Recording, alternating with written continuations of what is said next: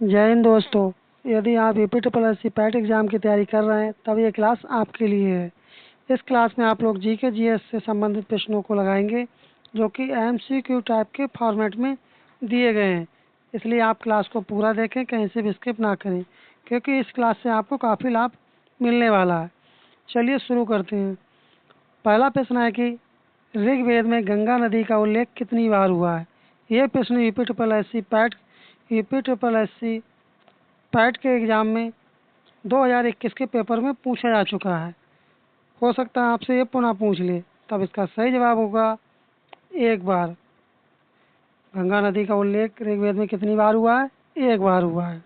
इस तरह से डी वाला ऑप्शन आपका राइट आंसर होगा। चलिए अगला क्वेश्चन, किस राजा के शासनकाल में सांची का महान स्तूप बनाया गया था? तो किसके शासनकाल में ये बनाया गया था? ये बनाया गया था अशोक के शासनकाल था उस समय जब ये सांची का स्तूप बनाया गया था।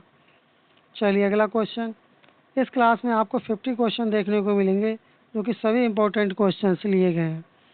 अगला है कि दीवान ए अर्ज दिल्ली सल्तनत के अधीन डैश डैश का एक विभाग था। तो विभाग किसका था? सैन्य सेवा, शाही कारखाना, राज दरबार समारोह, वित्तीय सेवा। तब आपका इसका सही जवाब क्या हो जाएगा? तो आपका सही जवाब हो जाएगा, कमेंट करें आप लोग ज़रा। तब इसका सही जवाब हो जाएगा ऑप्शन ए, सैन्य सेवा था। चलिए अगला क्वेश्चन है कि निम्नलिखित में से किस देवता को ऋग्वेद में किलों को तोड़ने के रूप में जाना जाता है? किस देवता को ये जाना जाता है? ये जाना जाता है इंद्र देवता के लिए। बी वाला ऑप्शन आपका राइट होगा। अंत में आपको कमेंट करके बताना कि आपको कितने प्रश्नों का सही जवाब आता था। चोल प्रशासन के संदर्भ में बेट्टी शब्द का अर्थ होता था। तो बेट्टी शब्द का क्या अर्थ होता था चोल शासनकाल में? तो इसका अर्थ होता था कर। यहाँ जो आपका देख रहे हैं रिक्त स्थान, यहाँ पर आपका क्या आ जाएगा? यहाँ पर आपका कर आ जाएगा। चलिए अगला क्वेश्चन है कि विलय नीति गवर्नर जनरल डैश डैश द्वारा तैयार की गई थी। तो एक कौन सा गवर्नर जनरल था जिसके द्वारा विलय नीति को तैयार किया गया था? ये थे लॉर्ड डलहौजी। सी वाला ऑप्शन यदि आपका जवाब होगा तब आपका बिल्कुल सही जवाब होगा। चलिए अगला क्वेश्चन, कौन ब्रिटिश भारत में भारतीय सिविल सेवा में भर्ती होने वाले भारतीय थे? कौन थे? भारतीय थे। तो ये भारतीय कौन थे? तो ये भारतीय थे सत्येंद्रनाथ टैगोर थे। सी वाला ऑप्शन आपका राइट आंसर हो जाएगा। चलिए अगला क्वेश्चन है कि भीमराव रामजी अम्बेडकर ने किस वर्ष महान सत्याग्रह नेतृत्व किया था? तो इस जो महान सत्याग्रह है इसका नेतृत्व किस सन में किया था? तो इसका जो नेतृत्व किया था 1927 में किया था। इस तरह से बी वाला ऑप्शन आपका राइट आंसर हो जाएगा। चलिए अगला क्वेश्चन, 1930 में मुस्लिम लीग के अध्यक्ष निम्नलिखित में से कौन थे? क्या पूछा गया? मुस्लिम लीग के अध्यक्ष पूछे गए हैं। तो कौन थे उस समय? क्या जवाहरलाल नेहरू थे? ये नहीं थे। मौलाना आजाद थे? ये भी नहीं थे। चलिए और दो ऑप्शन ऊपर दे रखे हैं, उन्हें भी देखते हैं कौन सा वाला ऑप्शन ठीक होगा। यदि आपका किसी प्रकार कोई यदि सजेशन या फीडबैक हो तब भी आप कमेंट करके बता दिया करें। चलिए अगला क्वेश्चन, हाँ तो ऑप्शन इसमें देख लें, मोहम्मद अली जिन्ना थे या सर मोहम्मद इकबाल थे? तब आपका सही जवाब क्या होगा? तब आपका सही जवाब हो जाएगा, कमेंट करें आप लोग क्या होगा सही जवाब आपका। तब आपका सही जवाब हो जाएगा सर मोहम्मद इकबाल। डी वाला ऑप्शन आपका सही जवाब हो जाएगा। चलिए अगला प्रश्न है कि किसे 1938 में 1939 के लिए भारतीय राष्ट्रीय कांग्रेस अधिवेशन के अध्यक्ष के रूप में फिर से निर्वाचित किया गया था? तो वो ऐसा व्यक्ति कौन था जिसे पुनः निर्वाचित किया गया था? वो थे सुभाष चंद्र बोस जी थे। डी वाला ऑप्शन आपका राइट आंसर हो जाएगा। चलिए अगला क्वेश्चन है कि कोपेन जलवायु वर्गीकरण प्रणाली के अनुसार एएम किस प्रकार की जलवायु का कूट है? किसका पूछा गया? एएम का कूट पूछा गया। इसका क्या होगा अर्थ? तो इसका अर्थ क्या होगा बताएं जरा आप लोग, कमेंट करें आप लोग इसका सही जवाब क्या हो जाएगा। तब इसका आपका सही जवाब हो जाएगा उष्णकटिबंधीय मानसून जलवायु को क्या कहते हैं, किससे प्रदर्शित करते हैं? एएम कोड से इसे प्रदर्शित किया जाता है। इस तरह से बी वाला आपका सही जवाब होगा। अगला प्रश्न है कि निम्नलिखित में से कौन मालवा पठार की महत्वपूर्ण नदी नहीं है? क्या पूछा गया? नहीं पूछी गई है। तो आपका सही जवाब हो जाएगा महानदी। बी वाला ऑप्शन आपका राइट आंसर हो जाएगा। अगला क्वेश्चन है कि मंगल ग्रह अपने अक्ष पर एक चक्कर लगभग कितने समय में पूरा करता है? तो एक चक्कर है जो मंगल ग्रह है ये कितने समय में पूर्ण करता है, आपको ये बताना है। तो आपका इसका सही जवाब हो जाएगा 1 दिन में पूर्ण कर लेता है। और पृथ्वी अपना एक चक्कर कितने समय में पूरा करती है, आप कमेंट करके जरा बताएं। अगला क्वेश्चन है कि भारत के डैश राज्यों से मानसून की वापसी सितंबर में शुरू हो जाती है? तो किस तरह से शुरू होती है? क्या यह दक्षिण पूर्वी, दक्षिण पश्चिमी, उत्तर पूर्वी या उत्तर पश्चिमी?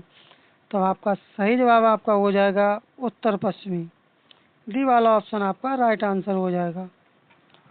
अगला क्वेश्चन है कि कौन सा भारत की जलवायु को प्रभावित करने वाला एक कारक नहीं है? आपको कारक का नाम बताना है, ऐसा कौन सा कारक जो भारत की जलवायु को प्रभावित नहीं करता, अर्थात कोई फर्क नहीं पड़ता उससे। तो इसका सही जवाब हो जाएगा सहारा रेगिस्तान से कोई फर्क नहीं पड़ता है। चलिए अगला क्वेश्चन। अगला है कि किसने संवैधानिक उपचार के अधिकार को संविधान की आत्मा कहा था? Very very important question. तो इसका सही जवाब क्या होगा? चलिए देखते हैं इसके ऑप्शन को, इसका सही जवाब क्या होगा।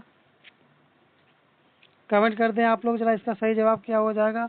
तो इसका सही जवाब आपका हो जाएगा B.R. अम्बेडकर ने क्या कहा था? आत्मा कहा था। इस तरह से बी वाला ऑप्शन आपका सही जवाब हो जाएगा। चलिए अगला क्वेश्चन। केंद्र शासित प्रदेश पांडिचेरी का नाम बदलकर पुडुचेरी किस वर्ष किया गया था? 2000 में, 2006 में, 2008 में, 2022 में? तब आपका सही जवाब हो जाएगा आपका 2006 में इसका नाम पांडिचेरी से बदल करके पुडुचेरी कर दिया गया था। इस तरह से बी वाला आपका सही जवाब हो जाएगा।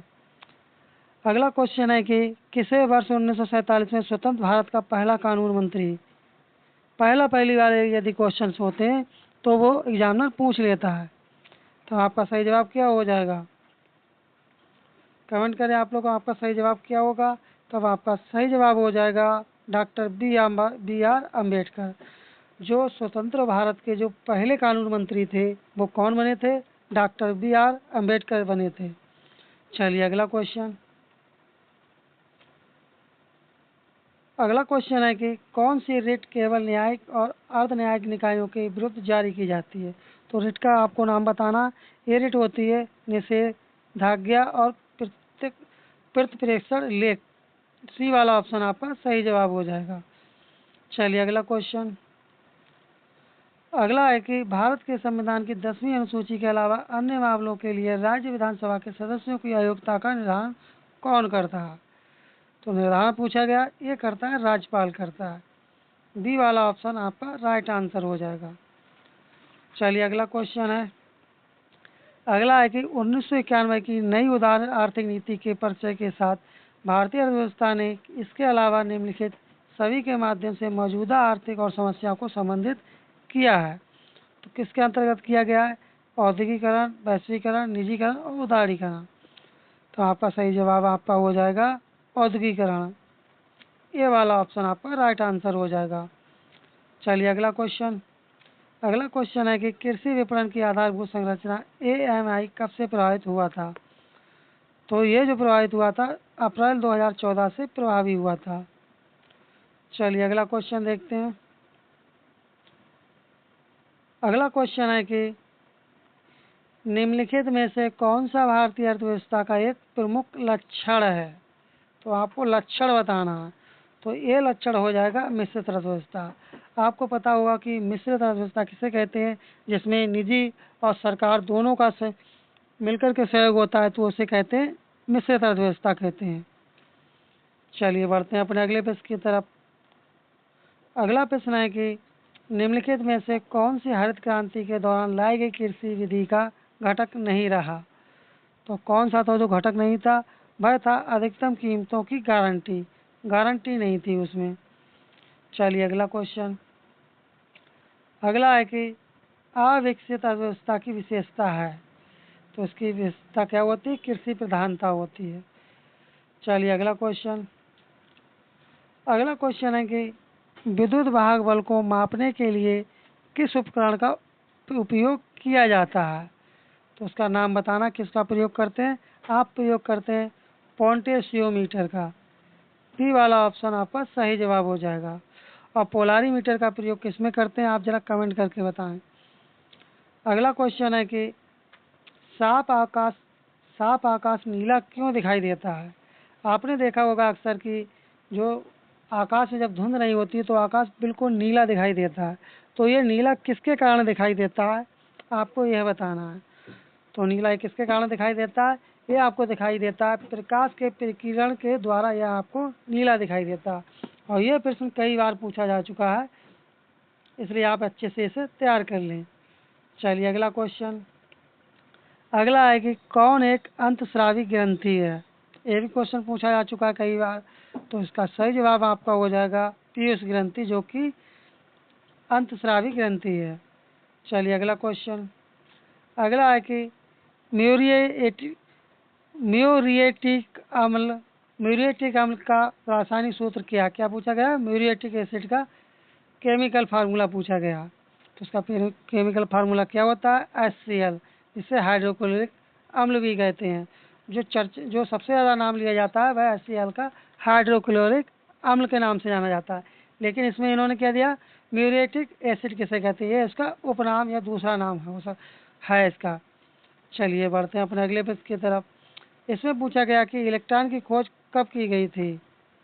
तो इसकी खोज कब की गई थी? इसकी खोज की गई थी 1897। और इलेक्ट्रॉन की खोज किसने की थी, ये बात आप कमेंट करके बताना कि इसकी खोज किसने की थी। चलिए अगला क्वेश्चन। कौन सा भारत में स्थापित प्रथम उच्च न्यायालय था?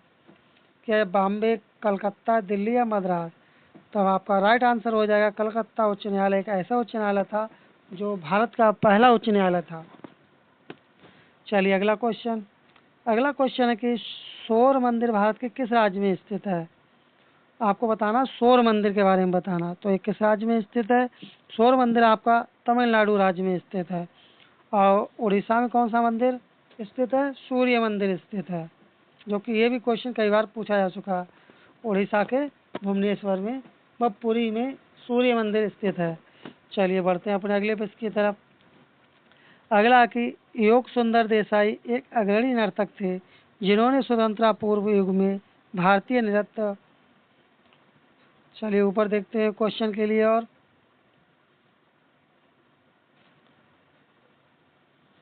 तो क्या कि दुनिया में कदम रखा का जन्म 16 जुलाई 1921 को डैश में हुआ था? तब इसका सही जवाब क्या होगा? तो आपका सही जवाब हो जाएगा आपका इसका गुजरात। गुजरात था एक ऐसा। चलिए अगला क्वेश्चन देखते हैं। अगला क्वेश्चन है कि लठमार होली मुख्य रूप से किस राज्य में खेली जाती है? उत्तर प्रदेश, हिमाचल प्रदेश, कर्नाटक या अरुणाचल प्रदेश में? तब आपका राइट आंसर हो जाएगा जो लठमार होली होती है वह उत्तर प्रदेश राज्य में खेली जाती है। और उत्तर प्रदेश की राजधानी क्या है, जरा आप कमेंट करके बताएं। चलिए अगला क्वेश्चन।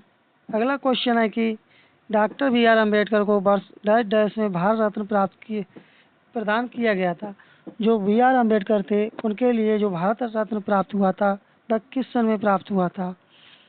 तब आपका सही जवाब हो जाएगा 1990 में भारत रत्न से BR अम्बेडकर को नवाजा गया था।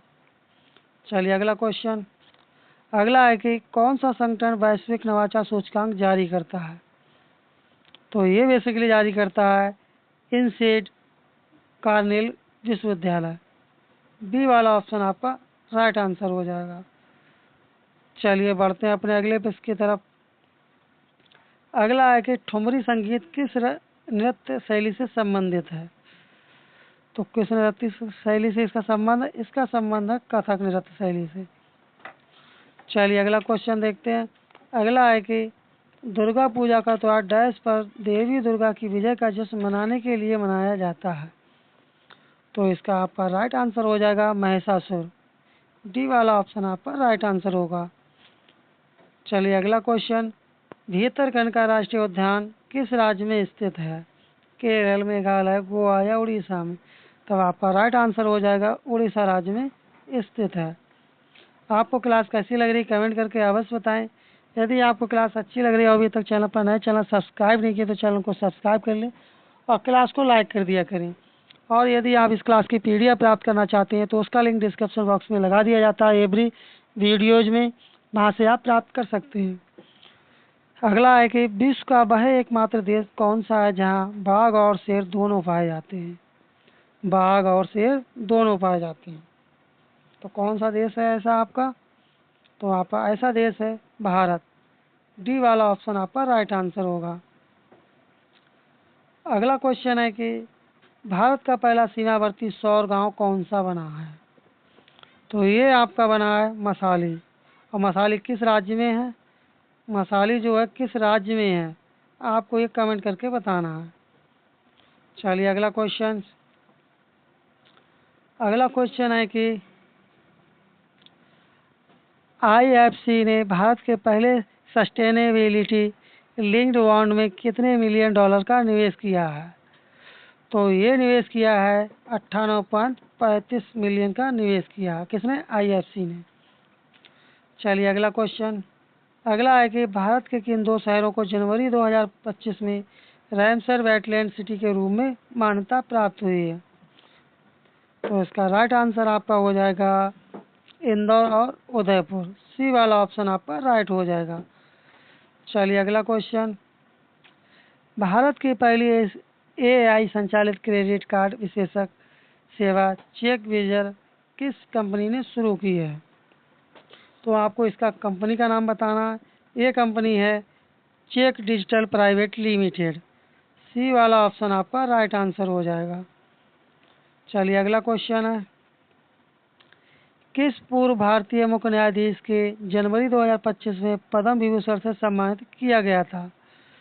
तो वो कौन थे? वो थे जगदीश सिंह खेर। सी वाला ऑप्शन आपका राइट आंसर हो जाएगा। नेक्स्ट क्वेश्चन, पद्म विभूषण से मरणोपरांत सम्मानित किए गए प्रमुख अर्थशास्त्री कौन है जिन्होंने प्रधानमंत्री की आर्थिक सलाहकार परिषद के अध्यक्ष के रूप में कार्य किया था? तो वैसे कौन व्यक्ति हैं? वो व्यक्ति हैं विवेक देवराय।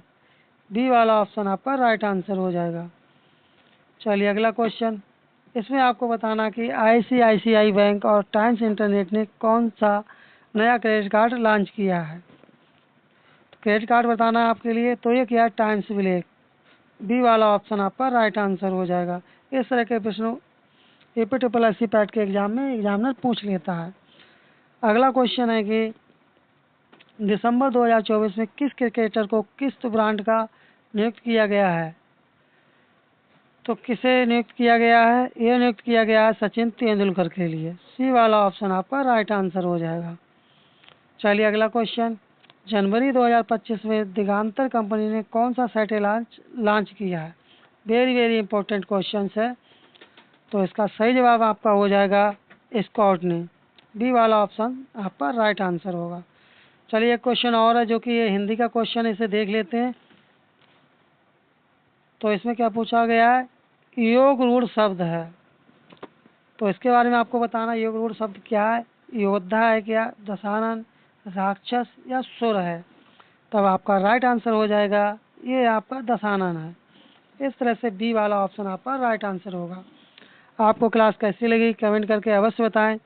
ये क्लास EPSS पैट 2025 में जो आपका एग्ज़ाम होने जा रहा है उनके लिए क्लास बहुत ही इम्पोर्टेंट होने जा रही है, इसलिए आप क्लास को सभी क्लासें पूरा देखा करें, कैसे स्किप ना किया करें। यदि आपका किसी प्रकार का कोई सजेशन या फीडबैक हो तब भी आप कमेंट करके बता दिया करें। और यदि आपने अभी तक क्लास को लाइक नहीं किया, चैनल सब्सक्राइब नहीं किया तो चैनल को सब्सक्राइब कर लें, क्लास को आप लोग लाइक कर दिया करें। और इसके बाद में जो अपनी नेक्स्ट क्लास होगी वो GK GS की होगी, जिसमें टॉप 50 MCQ टाइप के क्वेश्चंस होंगे, जिसमें आपको सिंधु सभ्यता, वैदिक सभ्यता, अशोक, इस तरह से आपके लिए ये सभी टॉपिक से संबंधित इतिहास के क्वेश्चंस आपको देखने को मिलेंगे। इसलिए आप अभी तक चैनल सब्सक्राइब नहीं किए तो चैनल को सब्सक्राइब कर लें, क्लास को आप लोग लाइक कर दें। और इसी तरह की क्लासें आपको लगातार प्रोवाइड कराई जा रही हैं, आप लोग क्लास को पूरा देखा करें, क्योंकि इन क्लासों से बाहर आपको एक भी क्वेश्चन मिलने वाला नहीं है।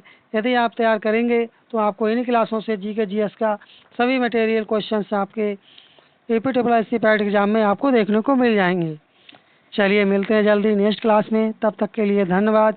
जय हिंद, जय भारत।